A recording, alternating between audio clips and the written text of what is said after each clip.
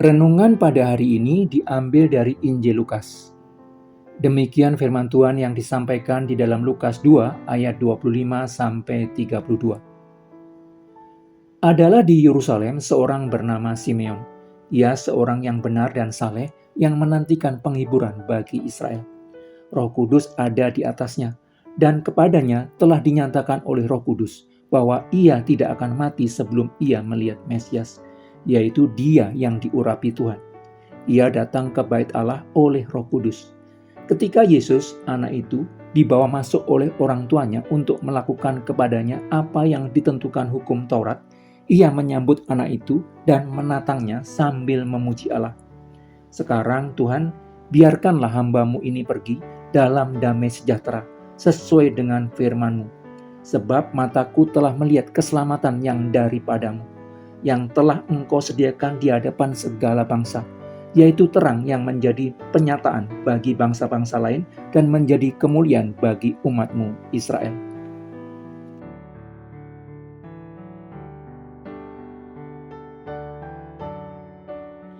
Salah satu hal baik yang dimiliki manusia yang tidak dimiliki binatang adalah pengharapan.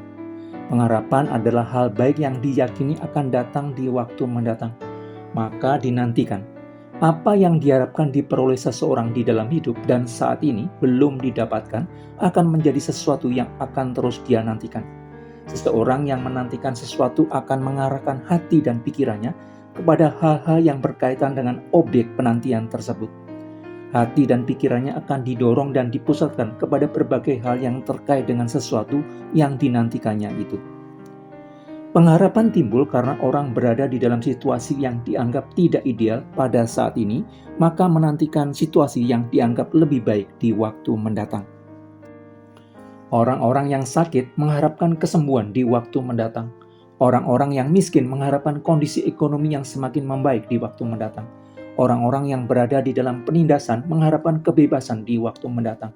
Orang-orang yang berada di bagian bawah struktur organisasi kerja mengharapkan akan naik ke bagian atas struktur organisasi di mana bekerja.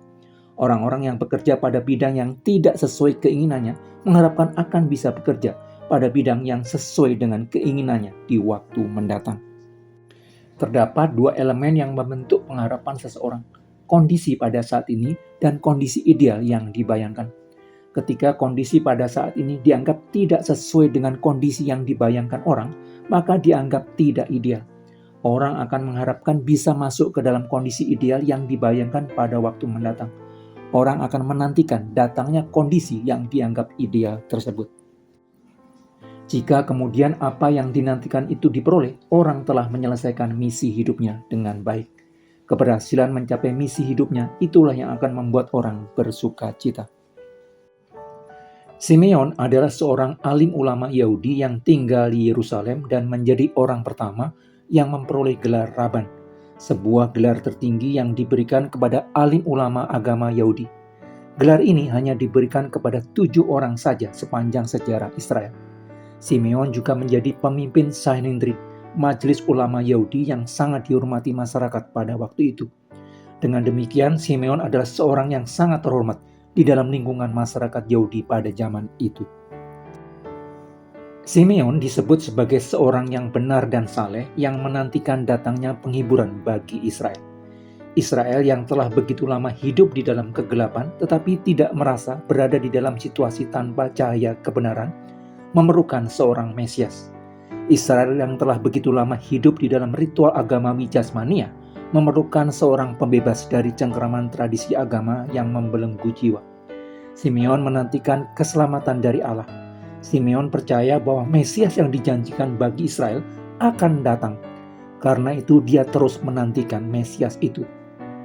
Mereka yang percaya akan kedatangannya terus menantikan, merindukan kedatangannya, dan mengharapkan kedatangannya dengan penuh kesabaran.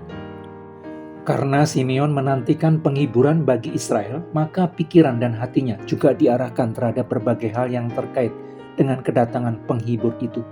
Hasilnya, hati dan pikirannya menjadi peka terhadap berbagai hal yang terkait dengan kedatangan Sang Mesias. Karena itu, ketika Roh Kudus menuntun Simeon untuk datang ke bait Allah, bertemu dengan Sang Mesias, Simeon menurut. Maka bertemulah Simeon dengan Mesias yang dijanjikan bagi Israel itu. Simeon telah mencapai bagian akhir misi hidupnya, melihat kedatangan Mesias bagi Israel.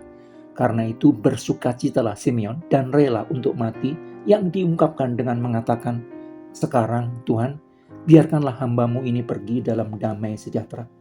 Simeon bersukacita di bagian akhir hidupnya karena dia telah menyelesaikan misi hidup yang diberikan Tuhan baginya.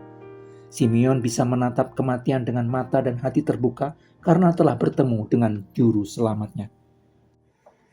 Sebagaimana Simeon menantikan Mesias bagi Israel dan dituntun Roh Kudus bertemu dengan Mesias di Bait Allah, kita juga akan dituntun dengan apa yang kita nantikan. Sebagaimana Simeon dituntun oleh pribadi ketiga dari Allah Tritunggal untuk bertemu dengan pribadi kedua dari Allah Tritunggal sebagai misi akhir hidupnya, kita juga akan dituntun oleh Roh Kudus untuk mengerjakan pekerjaan baik yang ditetapkan Allah bagi kita. Jika mengerjakan pekerjaan baik yang ditetapkan Allah merupakan hal yang kita rindukan.